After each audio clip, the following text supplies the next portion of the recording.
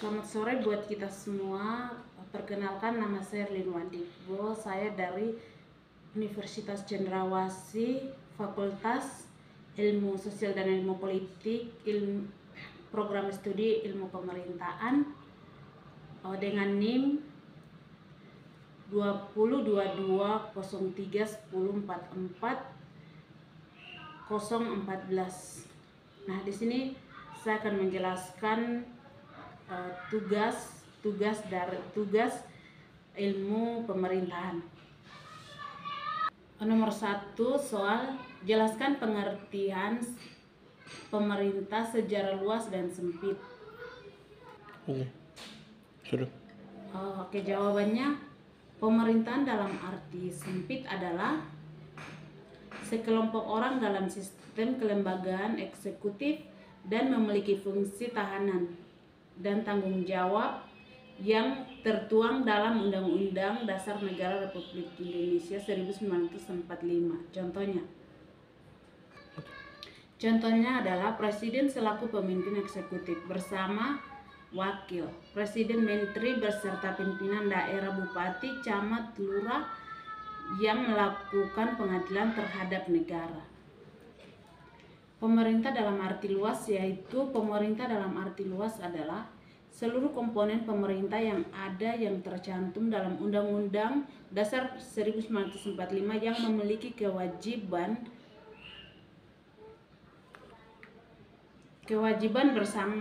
bersama-sama mencapai tujuan negara. Komponen yang dimaksud dalam undang-undang juga mencantumkan lembaga legislatif seperti DPR, MPR, DPD, dan DPRD. Komponen lain sebagai yudikatif yang mencakup Mahkamah Agung, Mahkamah Konstitusi, dan juga komisi.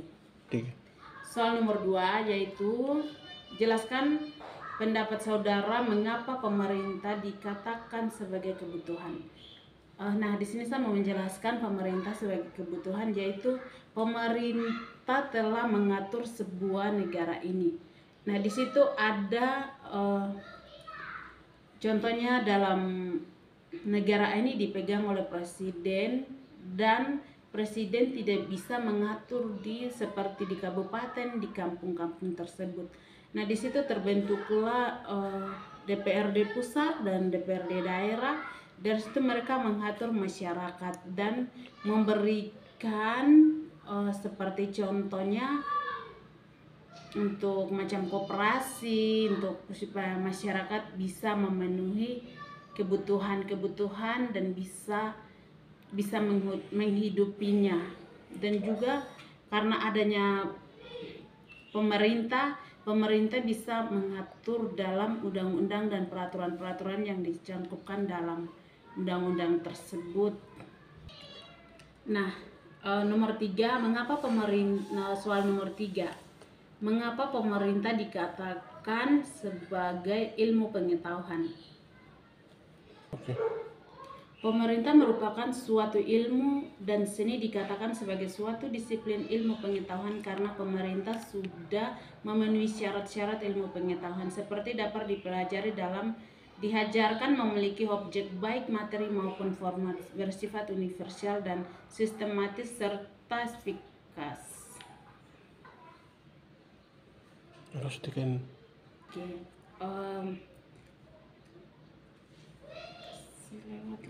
Nomor 4 yaitu soal nomor 4 yaitu jelaskan pengertian kekuasaan dan sumber-sumber kekuasaan.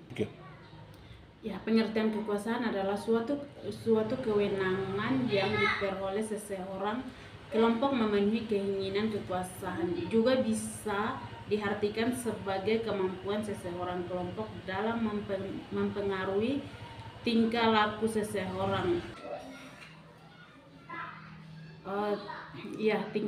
Tingkah laku seseorang kelompok dalam sesuai keinginannya. Pengertian diambil dari pendapat Mariam Udistiono.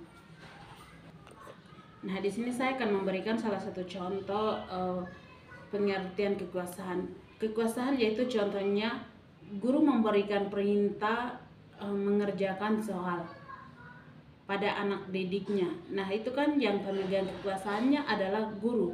Jadi dia berhak untuk menyuruh anak didiknya mengerjakan atau menyelesaikan tugas tersebut. Nah, di sini sekarang saya akan menjelaskan apa itu sumber-sumber kekuasaan. Sumber-sumber kekuasaan yaitu sebagai seorang pemimpin harus memiliki sumber-sumber kekuasaan, yaitu seperti mempunyai kemampuan untuk mempengaruhi orang lain.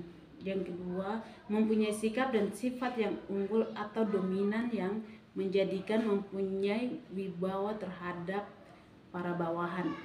Dan juga memiliki pengetahuan yang luas serta informasi dan pengalaman yang luas.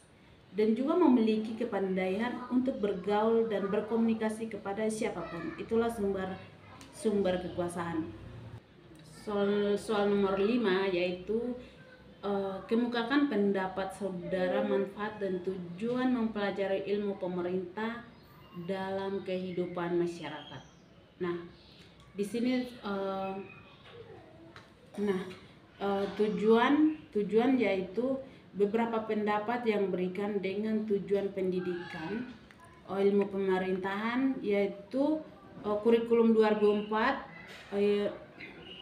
mengatakan bahwa perkembangan kemampuan berpikir kritis dan kreatif, inkuhiri, memecahkan masalah dan keterampilan sosial. Nah, di sini saya kasih contoh manfaat ilmu pemerintahan, yaitu satu, dapat membantu manusia dalam berkomunikasi dengan masyarakat luas dan membagikan ilmu yang didapatkan. Dan juga kedua, memberikan kesadaran mental positif serta keadilan kepada masyarakat. Yang ketiga, melatih manusia untuk memiliki jiwa sosial dan memiliki sifat-sifat serta ekonomis. Dan yang keempat yaitu membantu dalam mengatur kebutuhan pokok masyarakat. Terima kasih tugas, sekian dan terima kasih.